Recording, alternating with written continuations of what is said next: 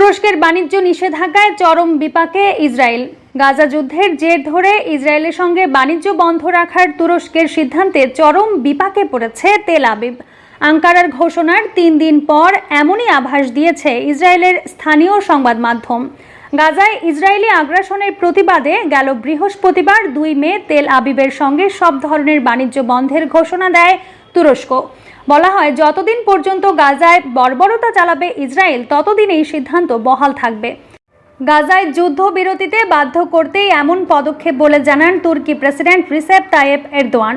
তুরস্কের এই সিদ্ধান্তে চরম বিপাকে পড়তে যাচ্ছে তেল আবিব। এর মধ্যে আঙ্কারার বাণিজ্য বন্ধের প্রভাব পড়তে শুরু করেছে ইসরায়েলে। ইসরায়েলি সংবাদ মাধ্যম ক্যালকালিস্টের এক প্রতিবেদনে বলা হয়, তুরস্কের এই বাণিজ্য বয়কটের প্রভাব আগামী কয়েকদিনের মধ্যেই ভুগতে শুরু করবে ইসরায়েল।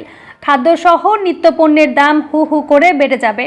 সবচেয়ে বড় প্রভাব পড়বে ইসরায়েলি নির্মাণ শিল্পের ওপর। সঙ্গে অটোমোবাইল খাতেও দেখা দেবে সংকট। অর্থনীতিবিদরা বলছেন, শিল্প কারখানার পণ্য প্রসাধনী এবং নিত্যপণ্যের মতো গুরুত্বপূর্ণ জিনিসের জন্য অনেকটাই তুরস্কের ওপর নির্ভর করতে হয়। বিকল্প বাজার থাকলেও হঠাৎ করে বাণিজ্য বন্ধ করে দেওয়ার পণ্য সংকটে পড়বে ইসরায়েল। এতে হুমকির মুখে পড়বে অর্থনীতি। বিশেষজ্ঞরা বলছেন, এমনিতেই গাজায় আগ্রাসনের প্রতিবাদে দেশে দেশে চলছে ইসরায়েলি পণ্য বয়কট। যুদ্ধের ব্যয় মেটানো সহ নানা কারণে অর্থনৈতিকভাবে নাজুক অবস্থা দেশটির। এর মধ্যে তুরস্কের আকস্মিক সিদ্ধান্তে দিশেহারা নেতানিয়াহু প্রশাসন।